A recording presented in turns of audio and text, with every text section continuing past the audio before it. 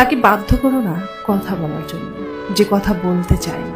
ব্যস্ত থাকো আর বুঝিয়ে দাও যে তাদের ছাড়া তুমিও থাকতে পারো। কারো পেছনে খুব বেশি ছোটাছুটি করো না। যার পেছনে তুমি যত ছুটবে সে তোমাকে তত বেশি ছোটাবে। মানুষের সময় যখন খারাপ যায় তখন অনেক কিছু শুনেও সহ্য করতে হয়। কথা হজম করতে শিখো, এটা তোমাকে জিততে সাহায্য করবে। মানুষেরা হলো মেঘের মতো, তারা শুধু তোমার জীবনে আসবে আর যাবে।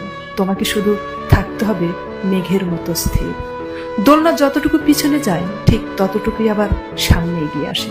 কাউকে তোমার মূল্য বুঝিয়ে দিতে অনেক সময় কাছে আসার জন্য হলেও কিছুটা দূরে সরে যেতে হয়। যে চলে যেতে চায় তাকে চলে যেতে দাও। ঘুড়ি ছিঁড়ে গেলেও তার শেষ ওড়াটা দূর থেকে দেখতে কিন্তু অনেক সুন্দর দেখায়। যে তোমার অনুভূতির মূল্য দেয় না সে তোমাকে ভালোবাসতে পারে না। যে তোমার অল্প কথার মানে বোঝে না তাকে রচনা লিখে দিলেও বুঝবে না। শিশির বিন্দু দিয়ে যেমন নদী ভরা যায় না, তেমনি কান্না দিয়েও কাউকে ফিরিয়ে আনা যায় না। তোমাকে থাকতে হবে শুধু সাগরের মতো উতাল।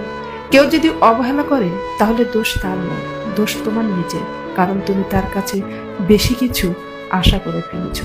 যেখানে তোমার গুরুত্ব কমে যাবে সেখানে তোমার দূরত্ব বাড়িয়ে দাও, অন্যথায় তুমি সেখানে উপহাসের পাত্র হয়ে যাবে।